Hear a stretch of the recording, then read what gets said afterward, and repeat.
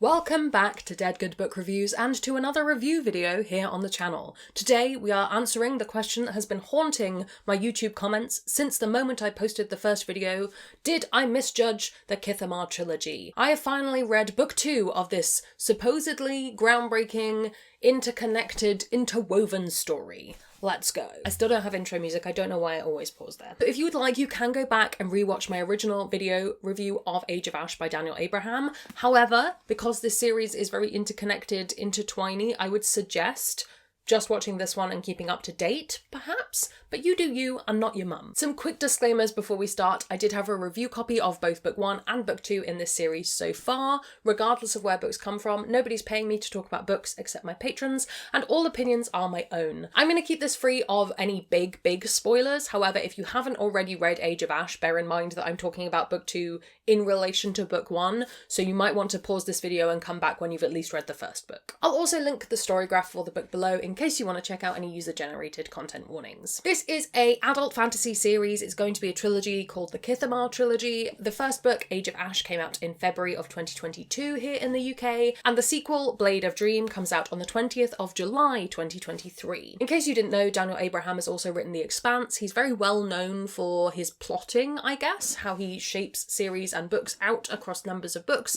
which makes sense for this series. Okay, I was trying to work out how to plot summary this series so far, and what I've decided I'm going to do is I'm going to read you the blurb for book 1 and then I'm going to read you the blurb for book 2. So it's going to be a little bit of listening for a little while. I hope that's okay. You can always skim past if you already know. So this is Age of Ash. When her brother is murdered, a petty thief from the slums of Long Hill sets out to discover who killed him and why. But the more she discovers about him, the more she learns about herself, and the truths she finds are more dangerous than knives. Swept up in an intrigue as deep as the roots of Kithamar, where the secrets of the lowest born can sometimes topple thrones, the story Alice chooses will have the power to change everything. The 3 novels of the Kithamar Trilogy take place in the same year, but are told from different characters' perspectives. Their stories will overlap and intertwine, and the full truth, if there is such a thing, will be understood by following each thread. Book 2, we have Gareth Left is heir to one of Kithamar's most prominent merchant families. The path of his life was paved long before he was born. Learn the family trade, marry to secure wealthy in-laws, and inherit the business when the time is right. But to Gareth, a life chosen for him is no life at all. In one night, a chance meeting with an enigmatic stranger changes everything. He falls in love with a woman whose name he doesn't even know, and he will do anything to find her again. His search leads him down corridors and alleys that are best left unexplored, where ancient gods hide in the shadows and every deal made has a dangerous edge. The path that Gareth chooses will change the course not only of those he loves, but the entire future of Kithamar's citizens. In Kithamar, every story matters, and the fate of the city is woven from them all. So essentially, in both books we follow the exact same year. The same period of time is covered across both stories. I'm really sorry if you can hear the dog breathing in the background. She's like having a moment.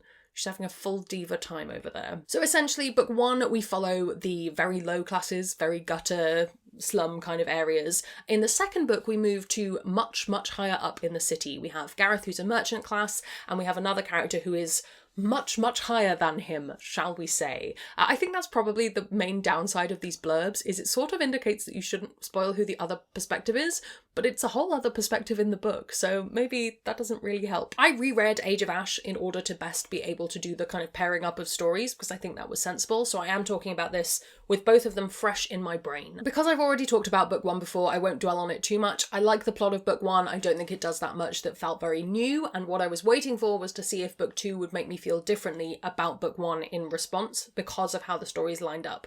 For the most part, not 100% really. I do think that it was really interesting and really fun to be able to match up parts of the story. That was enjoyable, especially if you're someone like me where the ability to recall information is not at the top of your brain box all of the time. So for me, it really did feel like a kind of the connection being drawn, something firing across a synapse, that full Sherlock Holmes moment where you go, oh, that's them from book 1, right, that makes sense. And I think that was very enjoyable. If you're the kind of person where you have that ability to constantly recall where any character was at any given time, it might be fun for a different reason.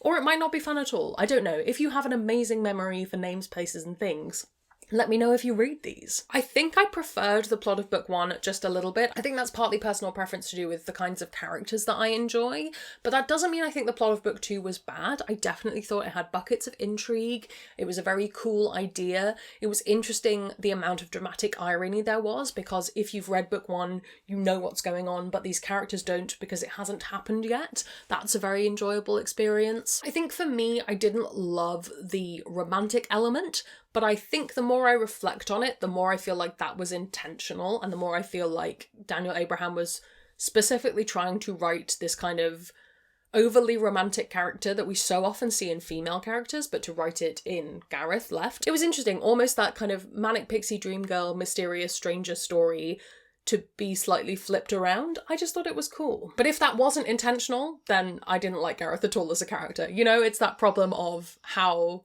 deliberately are you writing this man to be annoying? I thought it was very interesting also to get to see a different class in Kithamar, sort of this more middle upper class, to see what they were struggling with, because obviously we saw the very deep struggles, you know, just to live and to eat in the first book, but to get to see that slightly more complex privilege explored in the second book. We also see a lot of the city guard in the second book, and I think Daniel Abraham does a good job of exposing the problems with, power and those who accumulate it and such. So overall, Age of Ashes plot was my personal preference, but I still think the plot of book 2 is good. I've already talked kind of about the combination between the two books, but to answer my question from before, does the fact that the series intertwine elevate that sort of somewhat basic plot line that we had in book 1?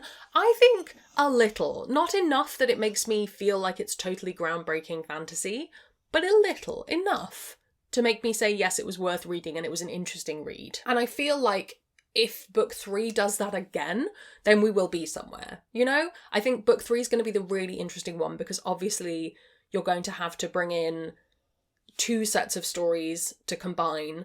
And the other thing I'm very interested to see is if I now went back and reread book 1, would I be seeing these characters in places I didn't notice them before? I also just very briefly want to touch on the overall vibe of both books. I actually think Daniel Abraham manages that very well. It might be because I've been reading a lot of very miserable fantasy lately, but this is a series that could very easily just feel bleak, and it manages to feel very alive despite the fact that a lot of weird and bad things are happening. So yes, that balance of misery and not misery that I often talk about when I'm reviewing fantasy books is definitely there. However, if we're looking at the other side, I still don't think this book did anything particularly new in the actual story of these characters. Obviously that combination is there, obviously that plotting out of things is well done and is interesting, but in terms of I am a man who does not want to do what my family wants me to do, and I met a woman and she seemed interesting, and now I'm exploring that, not totally wild. And the other plot line is also similarly kind of, it felt like something I had read before. I can't tell you exactly what it is, but that general fantasy vibe is there. I often talk about how that can be very comforting and that can make a book more readable and more enjoyable.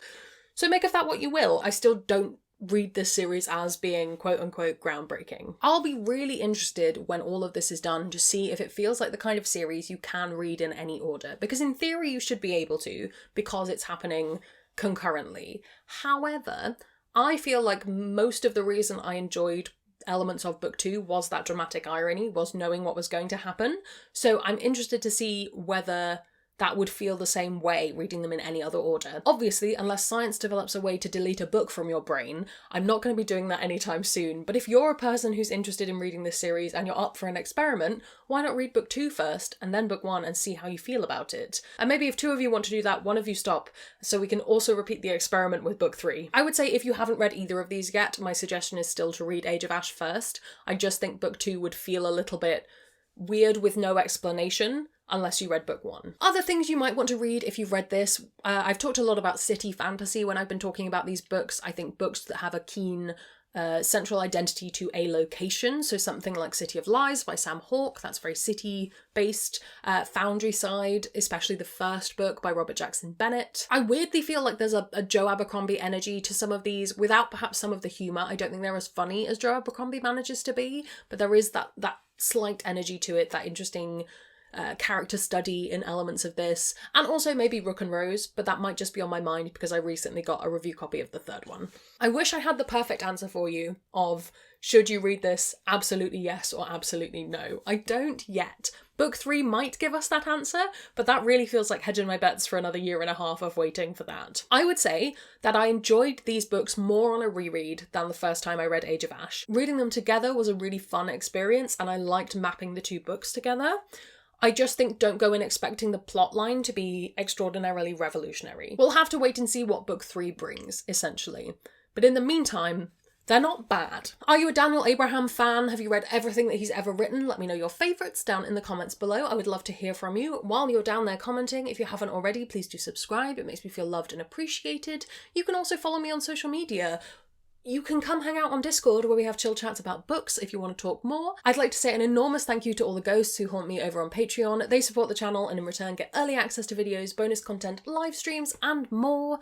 If you'd like to join their number, that's linked below as well. Thank you so much for watching. That's all from me and I will see you in the next one. It's gonna be some bloopers now. This is a fantasy series. When did this first come out?